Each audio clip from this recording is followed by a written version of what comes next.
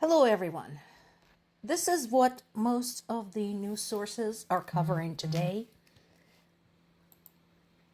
Zelensky issued an offer to Putin to show up in Turkey, talk business, which would make sense. This follows European Union's demand for a ceasefire that was supposed to start today, and it was supposed to be unconditional, include everything, and last 30 days. So, was that going to work? Probably not. And not surprisingly, Putin acknowledged neither Europe's ultimatum so far or Zelensky's offer. So we don't know if he's going to show up. And that is not surprising because, again, Putin's preference is to have the last say.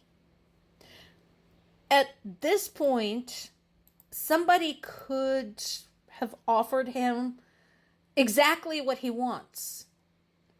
And it wouldn't surprise me if he postponed it and then declared the same exact thing several days later to create an impression that it came from him and not from someone else.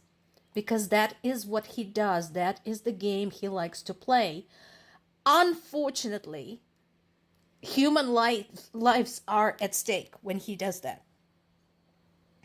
And then there is this. This is a speculation. We don't know whether that is true, but wouldn't surprise me at all.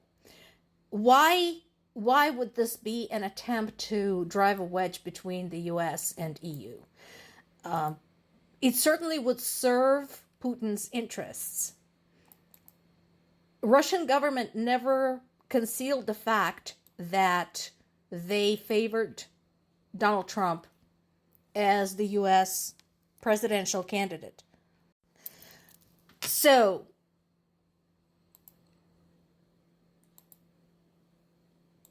as EU offered this 30-day unconditional ceasefire, which Putin did not acknowledge, then Trump posted on Truth Social, you have to meet now, you have to agree on something now, and Putin is at least considering it. We don't know if he will do it. Again, we don't know if he will show up.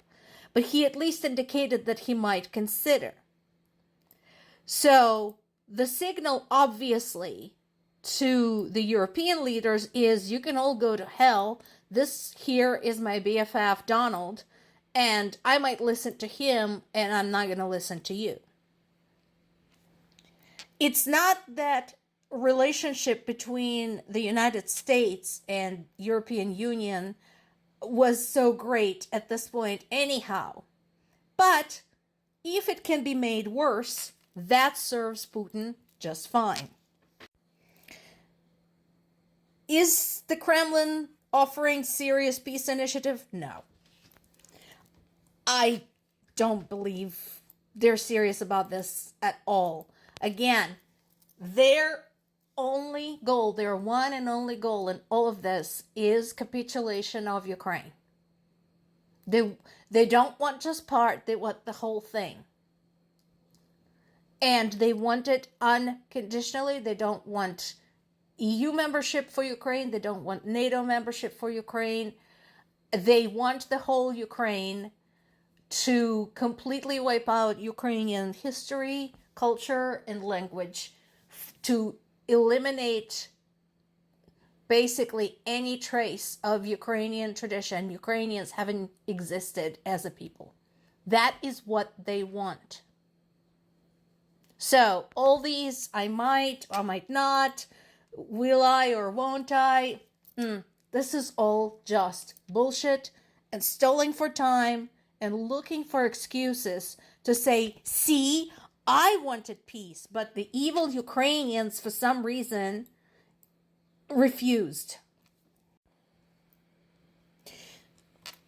At this time, it is unclear whether Zelensky's presence in Istanbul is conditioned upon the observation of a ceasefire. And that's another thing. So remember, European allies and Ukraine proposed the unconditional 30-day ceasefire to start today. Putin said, not interested. Zelensky said, well, come meet me in Turkey. And if Zelensky says now, hey, you did not observe the ceasefire, so now I'm not interested in meeting, Putin can just say, oh, see, he just doesn't want to do anything. Never mind that Putin himself failed to acknowledge the ceasefire or observe it or observe any of the previous attempts at a ceasefire. It doesn't matter. The line he's going to press is that he is all for peace, he is all for talking, all for diplomacy, and again, it's evil Ukraine that is just not wanting to cooperate. That is the line he's going to spin, regardless of whether anyone believes him or not.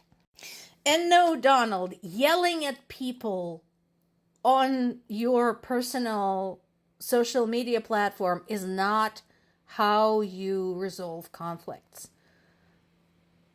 That doesn't do anything. That might fly in your Oval Office, and throwing ketchup at the wall might fly at the Oval Office, but it doesn't fly at the international arena. So, save your keystrokes.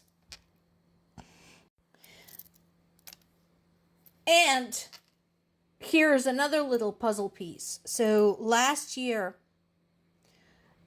in May of 2024, so a year to date almost, there was a fire that destroyed a shopping center in Warsaw. After a year of investigation on this case, Polish Prime Minister Donald Tusk said that this was a result of arson ordered by Russian services. This is not an isolated incident. There have been multiple acts of sabotage, terrorism across Europe. And of course, cyber terrorism as well.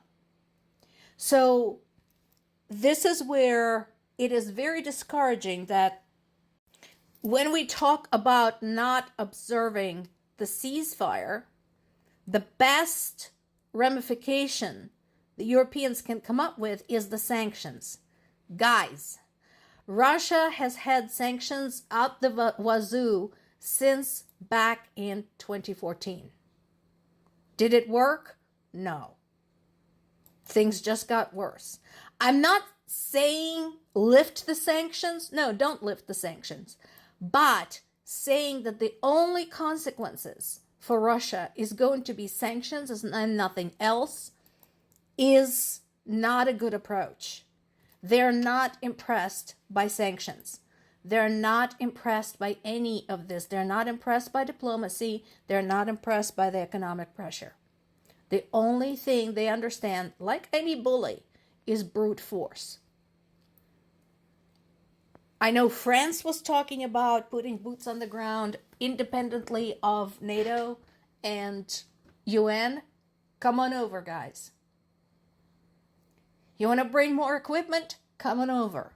You want to invest in Ukraine's military technologies research and testing? Come on over.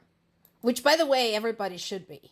Because this war, especially what is going on, what is being done in Ukraine, has revolutionized modern warfare.